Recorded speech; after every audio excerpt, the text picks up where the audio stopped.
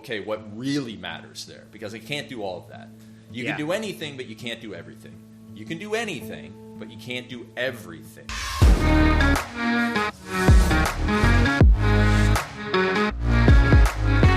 All right, Craig, how's it going? Welcome to Shit You Don't Learn in College. This is going to be a lot of fun, my man. I'm so excited to be here. I'm excited to have you, man. Now, to dig in right in the beginning, for anybody who doesn't know Craig Ballantyne, obviously, if you don't know Craig, make sure to know Craig. But for everybody who doesn't know Craig Ballantyne, could you give kind of I don't know, maybe this is asking a lot, but like the 3-minute synopsis of how a farm boy goes to becoming the millionaire whisperer and helping so many people make so much money as entrepreneurs? Millionaire whisperer, that's great, man. Hey, so listen, yeah, I did. I grew up on a farm. I wanted to work in pro sports. I started being a personal trainer, and I realized there's something more for me. And I think anybody listening has had that moment in their life where there's like, there is more for me. It may come when, you were 21 like me. It may come when you're 51. Doesn't matter. You're going to know it, and then you're going to go for it. And so I decided I was going to start writing. I really liked writing. I wrote for Men's Health magazine for 15 years, just contributing, not actually working for them. And then I launched my own information products online. I actually sold my first info product, my first course through PayPal on January 28th of 2001, about 5 years before Xander was born. And so so I've been doing this for a long time. And then over the years, a lot of people said, hey, how do you do this? What are you doing? Can you show me? And I really got a kick out of showing people. And that was, in 2007, I probably made my first millionaire. In 2009, I coached Joel Marion, who might be my first billionaire when he hits that, and so on and so forth. And so, maybe Xander Fryer will be my next billionaire. So it's been really super I'm exciting. taking a run at Joel. We'll see what happens. Yeah, and it's not. I don't just coach coaches. I don't just coach fitness people. We got people in construction and manufacturing and farming and all this stuff. And so it's really, really exciting just to help people build their leadership team and sales and marketing. That's so much fun.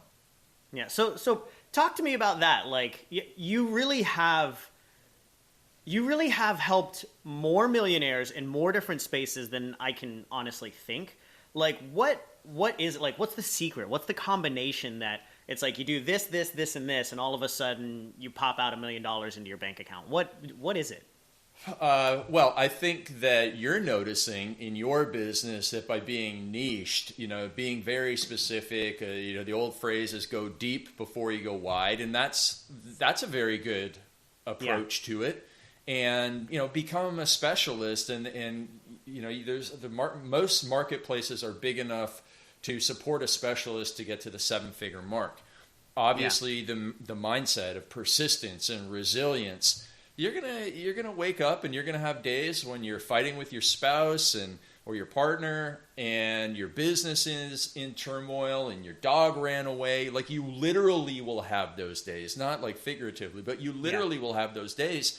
And if you're not willing to wake up on those days and march to your desk or march to your office and get to work and overcome all those other distractions, then it's going to be difficult for you. But every entrepreneur, you get their books, you read Classic Hero's Journey. I was here. Things got way worse. Things got really bad. Yeah, things got really bad. They destroyed where I grew up, and then now I had to go and come out the other side. And you come out the other side in your hero's journey so much more. Now you have to have high income skills too. You have to have one of the high income skills. If you have all four of them, you're going to be rocking and rolling. And those will be sales. You have to be able to sell, whether it's face to face, nose to nose, toes to toes, or on the phone, whatever. You have to be able to sell. Copywriting. You have to be able to clearly communicate in writing, because copywriting applies to everything from traditional sales pages to letters in the mail to emails to Instagram direct messaging to your profile on Match.com or Bumble or whatever the heck. Being able to actually get a date, yeah. Right, yeah. It's so funny you bring that up. One of our mutual friends, Jason Maxwell, he went through my sales course and he was telling me about how he was actually implementing it on Bumble and Tinder and actually getting dates like nonstop because he Yeah. learned how to communicate like that. Yeah, I started a long distance relationship, and I'm sure that my copywriting, made her laugh and grew the relationship. So it's being able to have your way with words in the written format. So copywriting is just salesmanship in print. Then the next thing you want to do is you want to be able to be a clear and concise communicator through the spoken word. And that's something that allows you to do well on podcasts, do well on YouTube videos, do well from the stage in front of people so you can sell one-to-many. It allows you to do killer audiobooks even, right? If you don't know how to vary your pitch, pace, and your tonality, then you're not going to be a great communicator. But if you are able to do that, then people are going to hang on your every word. They're going to share it with friends. Your audience is going to grow massively. Now, listen. If you're sitting there thinking, how the heck am I going to do any of this? Well, all of these are learnable skills. I just got into what I call the virtuous cycle of getting better at anything, which is find your baseline, go and get expert advice, take action, get expert feedback. Now you have new baseline, and you go through that cycle 1,000 times. You go through it 1,000 times on your own, even without expert advice and feedback, you'll get better. You go through it with somebody like yourself or like a speaking coach like Bo Eason or Joel Weldon or whoever. You go through sales programs like yours. You go through copywriting programs like maybe Justin Goff's or somebody's. You're going to get better faster than doing it on your own. So you got those three things, and then you have leadership as well. Leadership is a 7-figure skill, and you don't have to always be doing the sales. You don't have to always be doing the copywriting. Eventually, you remove yourself from the business. You hire great people in, and you give them an environment in which they can flourish, and they go and do the work in your business, and you pay them well, and you provide them a culture in which they enjoyed working and a mission for the business that inspires them to do their best work, even above and beyond what you're paying them, because people want to be a part of something bigger than themselves. And you got a recipe for success there. Then you bring on a mentor, somebody who has outside eyes, who can... One of the greatest benefits of having outside eyes is that the mentor, the coach, a peer advisor, even, friends who may not have technical insight into your business, they're not emotionally attached to your problems. So a lot of people become emotionally attached to bad ideas. I've spent $4,000 on this website. I'm going to spend another $4,000 to get this website up, even though the website may now be irrelevant. Yeah. A good entrepreneur goes, I'm going to cut my losses here, and I can't be married to the idea of a website. I can't throw good money after bad, but a lot of people throw good. Yeah, I think along those lines, right? Like a good entrepreneur might know that, but a great entrepreneur knows that he probably won't recognize that. And he's got somebody else looking at him and making sure to be like, hey, like you're spending money on something that's irrelevant. You need to make some different decisions. Yeah, so I have a really fun job where I just am on the phone with people. And, like yesterday I have a guy whose his business, I can't even explain it. It's in construction. They do something called piles, which is where you drill a hole in the ground and you put in some type of construction that then holds a house from moving or swaying or sinking into sand. And it was clear to me that he had his week structured improperly and that he was doing a part of the sales process that anybody could do. And all I had to do was say to him, so the sales process that you're doing, how much of that can be done without technical expertise? And he goes, probably like the first quarter of it. And I said, well, why are you doing the first quarter of it?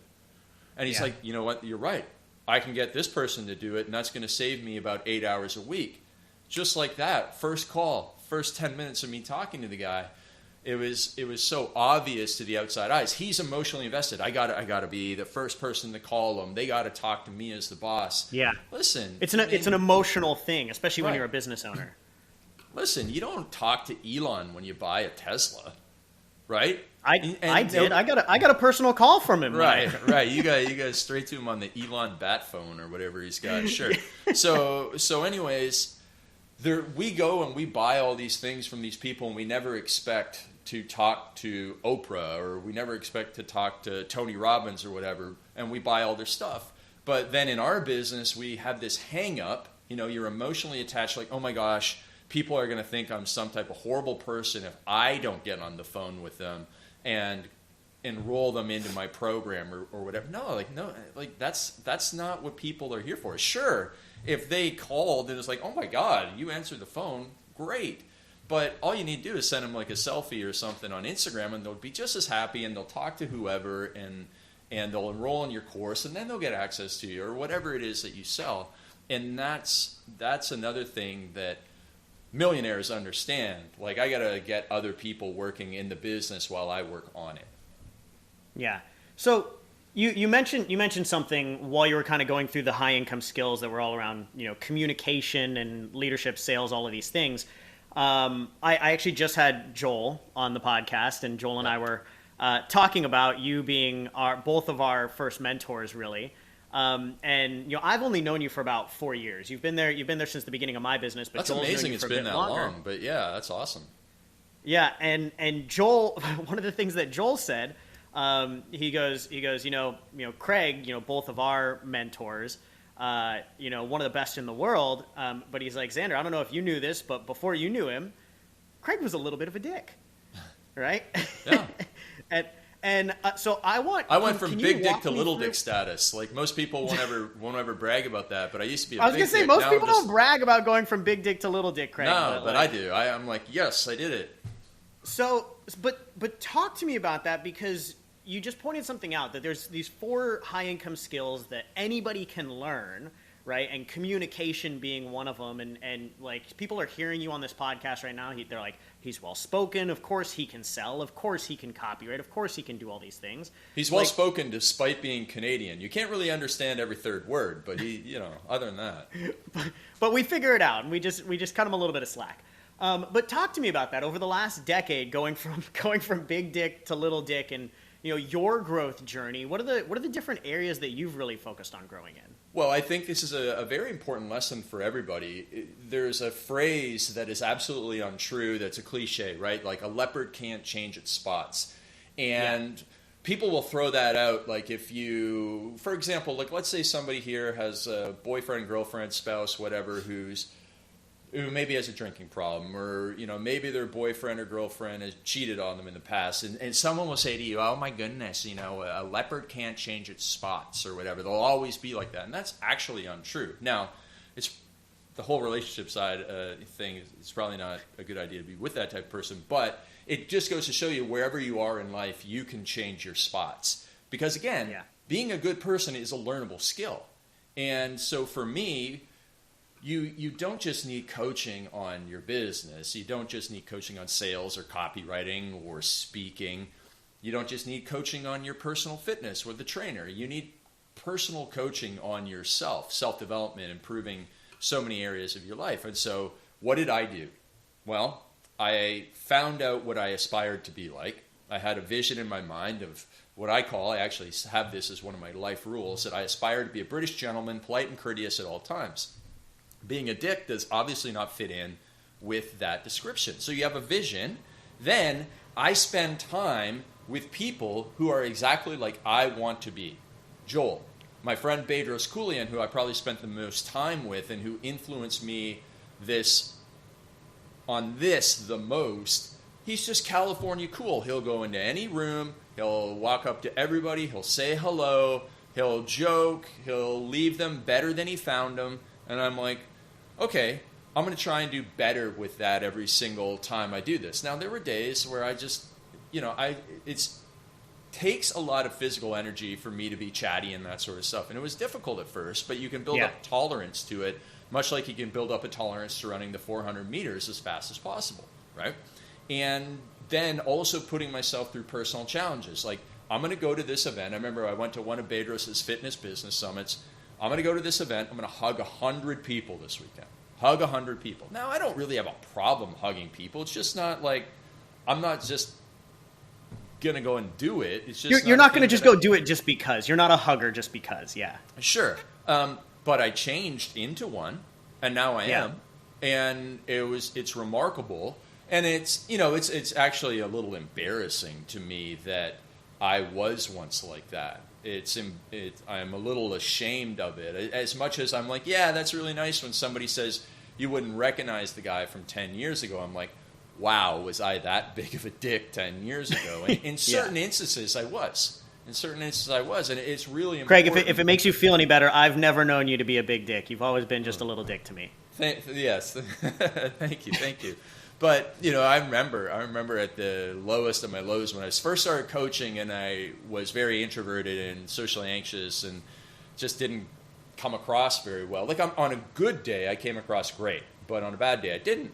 And I remember giving a guy $1 million piece of advice. I'm like, serious. Like, the advice I gave Rick Mulready, who's a Facebook ads expert down in San Diego, and Rick was at an event in Denver, and I remember giving him the greatest advice, but the way that I said it, all he remembers is, wow, that guy's a dick. He doesn't even hear what I said. And it goes back to the Maya Angelou quote, which is, people will forget what you said, people will forget what you did, people will never forget how you made them feel.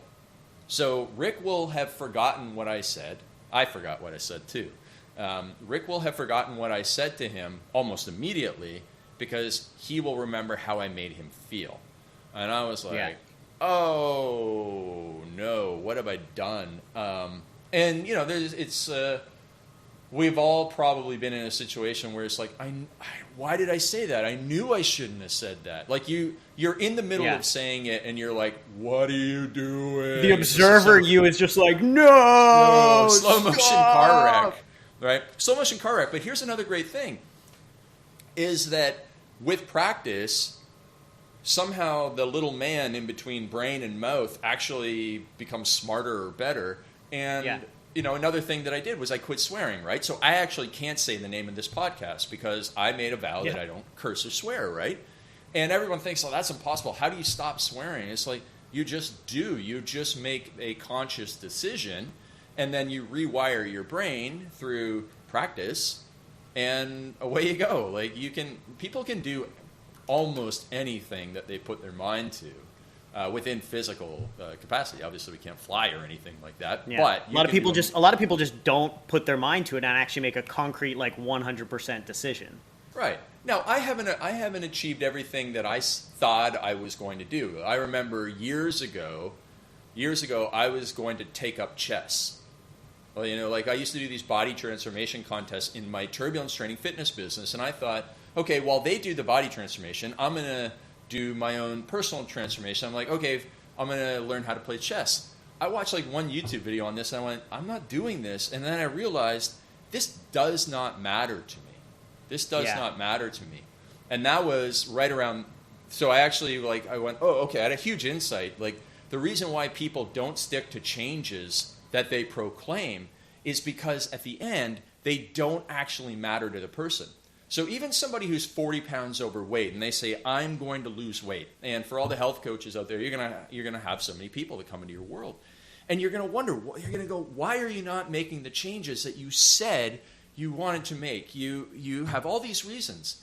And the truth is that in here, and in here, deep in here, it doesn't actually matter to them.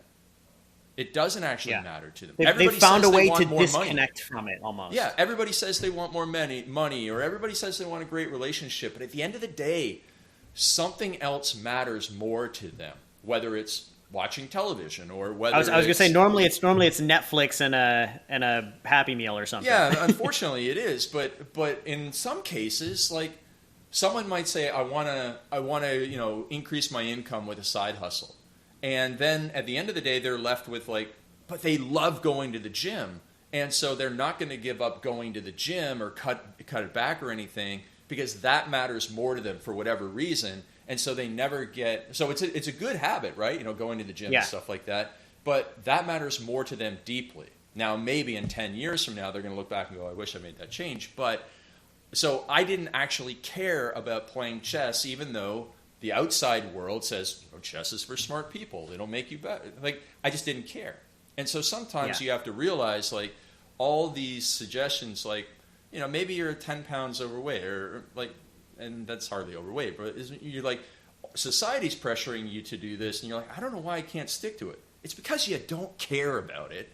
And you need to What if, identify. let me ask you this. What if you really want to care about it? You just can't figure out why you don't care about it. Like, is there anything you can do at that point? Because I'm sure there's a lot of people that would love to make more money and would love to care about it more, have that desire, but they just can't figure out how to turn that desire on.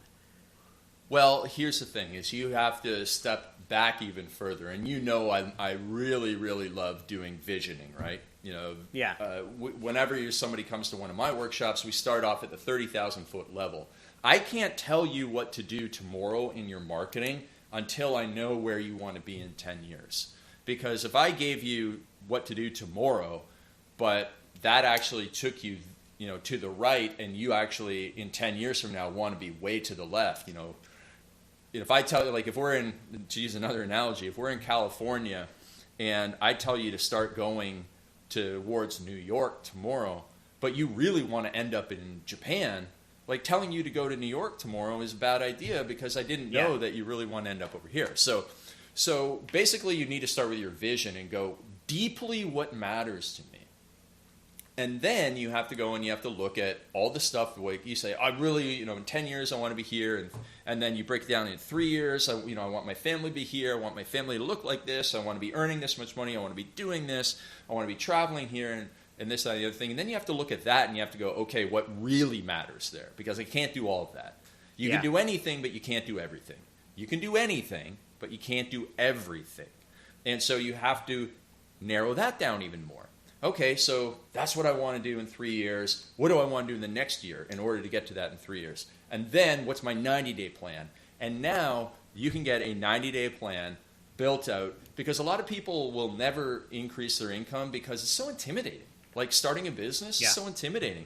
Which social media do I use? What do I offer? How do I price it? How do I deliver it? Who's the coach that I hire for it? It's so many choices. And so if it's just this broad thing of, I'm going to, build a 6-figure business this year, you never get started because you don't know where to start. So by going through that deduction, you now get to the point where it's like a very clear 90-day plan, whether it's your program, whether it's somebody else's, whatever. Then now they have the path. Okay, great. That's still not going to do everything.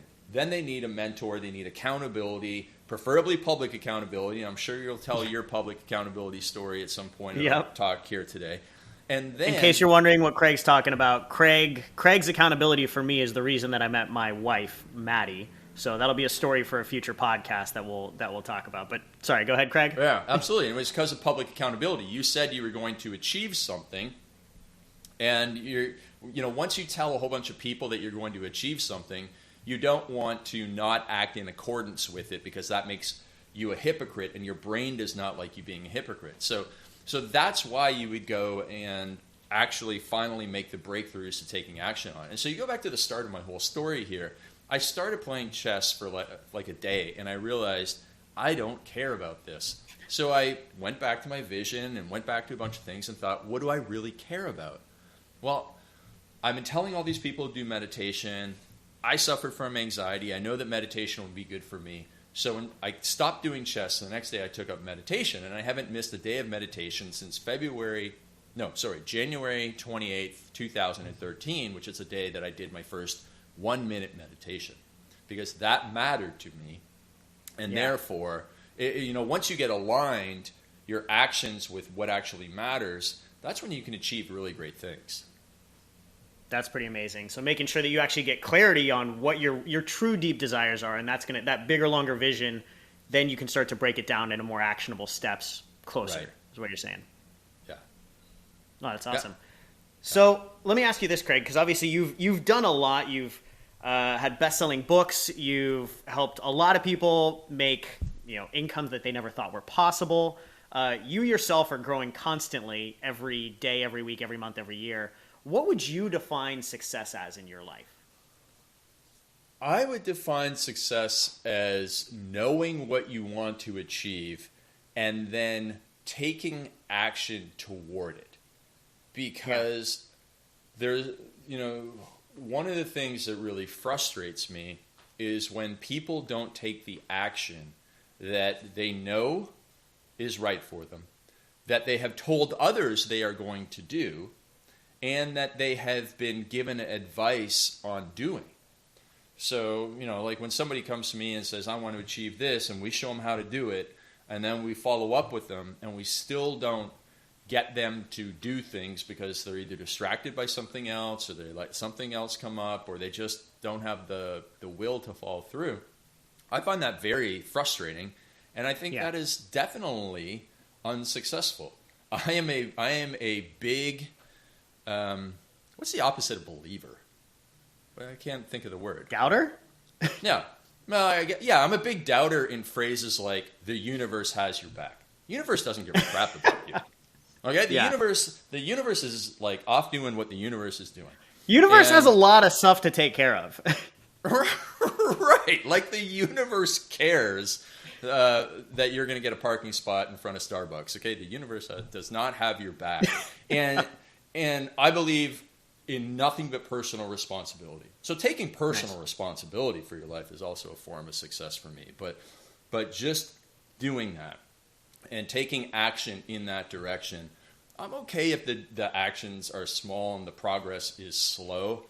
But oh man, do not tell me you want something and then do not do it, because so it sounds a little bit like the way that you define success isn't necessarily a specific outcome. It's like in the moment, knowing what your vision is or where you're going and actually pursuing it, not sitting on your hands. I think most people will never achieve, like most people will never achieve all of their dreams, because we as humans, we never run out of dreams, right? Well, just like you just mentioned, we can have anything, but we can't have everything. Yeah, right? But I mean, I get a lot of people come into my workshops and they'll say, I want to take my extended family to Greece. I'm like, okay, that's a big thing. But once you take your extended family to Greece, you're going to be like, I want to take them to Italy too. And so on and so forth, if you're able to pull that off. And so no one will ever achieve all of their dreams, because humans are insatiable. We are insatiable with our desires, which is a good thing and a bad thing. So I'm not going to say that it's the getting something, the achieving of something. It's really are you acting in accordance with who you are? Are you acting in accordance with the gifts you've been given? Are you acting in accordance with what you say you want to do and are going to do? Basically, having integrity is success. Yeah. So it's almost a character trait more than anything. An action taker. I'd say so, because you don't have to be rich, or you don't have to be a world champion to be a success. It's like I think my mother was successful, and her goal was to certainly raise two kids who have done pretty well for themselves, and the janitor who cleans the floor and leaves the place looking great in the morning, that's success. So doing what there's a guy I know, a cranky old guy who says we really don't need all these rules and laws. It really comes down to two things: do all that you say you're going to do, and do not harm others. And then it's live and let live, right? I don't care what you do. Just if you say you're going to do something, do it. And whatever you do, it should not harm others. And then we can all go and live our lives however we want. And that's, to me, doing all that you say you're going to do is really successful. I love that, man. Speaking of not necessarily needing a lot of money, you mentioned success isn't necessarily money related. What would you say are one or two things that are more important to you than money? I would say that, for me, this is super personal because I'm a bookworm, right? When I wrote my first book, in fact, before I had even written my first book, I would send copies, and this is going to sound super crazy, but I would send copies of the rough draft to people and say that if I get hit by a bus, make sure this gets published into book format. That's how obsessed I was with writing a book. And so to have written one book, man, I could have retired and said, I've done what I really set out to do. I wrote a book I'm extremely proud of. I've written a book that I believe can help every single person in this world, The Perfect Day Formula. Then we wrote the Perfect Week Formula, which I actually think is an even better place to start. So I've written a couple books, and even if they didn't make money, that is a massive amount of success to me. And then raising children will be the second most important successful thing to me. That's amazing. I'm excited for you and Michelle to start working on that. So last question for you. Speaking of a bookworm, what's the most recommended book that you've been suggesting to people? And obviously I'm going to give Craig's book a shout out, both, all three, The Perfect Day Formula, The Perfect Week Formula, and Unstoppable. If you haven't already gotten those on Amazon, make sure to get all three of them. They're all phenomenal. But outside of your amazing books, what's the most recommended book that you tell people? Well, listen, I think that every human in the world should be forced to read Man's Search for Meaning by Viktor Frankl, because I think it's really helpful on two levels. One, well, actually on multiple levels. One of the things that he was telling that was kind of his main message, that humans have the ability to cope through anything and always have the choice of how they respond. Okay? So that's his main message in there, or one of them. To me, it just shows that whatever physical hardship you're going through, you're capable of so much more, which is kind of like a David Goggins-esque, but this was like it was horrible how it was forced upon these individuals. It wasn't like David Goggins was choosing to do those things. But it shows, like, my gosh, you think you're hungry? You think that you've been worked to the bone? Stop complaining, get back to work. And then 3 is just totally like how much more we can take and how much we can really do. So I think that book, and then the understanding of, like, come on, we're all human here. Like, let's treat each other like humans. So that's just a powerful book, and I think that everyone should be made to read it. I think it should be mandatory reading in high school, probably mandatory reading in college as well. Because what are you really going to take away? Like, I was going to say you probably need to dig into it a couple times before you actually get what it's. Yeah, what it's I saying. just reread it a couple months ago, and then I've read some other ones which tell the story even in more discomforting books. Anyways, and then more recently, I will say that if someone's like, I have no idea where to start when it comes to growing a business, this is a little more practical book. My friend Sabri Subi's book, Sell Like Crazy, it is better than most $2,000 courses I've ever bought. And it's just absolutely fantastic. And I think that it will really give clarity and first steps to somebody starting their business. And then I can't wait to read yours, my friend. Awesome. Thank you, boss. So that being said, what's on the horizon for Craig? Where can we learn more about you? I'm on Instagram all the time, so if you want to hit me up there, Instagram's great for me because I love being raw and it's short. So hit me up on Instagram at Real Craig Ballantyne, and then grab a free copy of the Perfect Week Formula at craigsent.me/perfect week. I think it's probably the best book that we put together because it really helps anybody in any situation squeeze more juice from the time that's in a week. Beautiful. I love it, man. Craig, thanks for joining the Shit You Don't Learn in College podcast. I appreciate it, man. This has been great. It's been a lot of fun, my man. Thanks.